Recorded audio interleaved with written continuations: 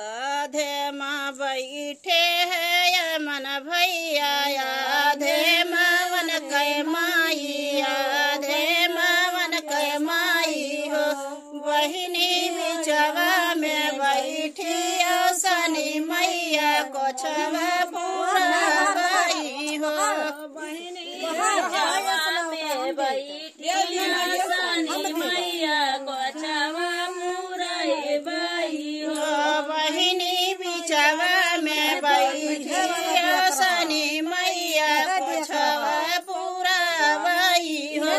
मैया बिचवा में बैठी शनि मैया कोछवा पूरा बाई। आधे माँ बैठे है अरुण भैया, आधे मावन कै माई, आधे मावन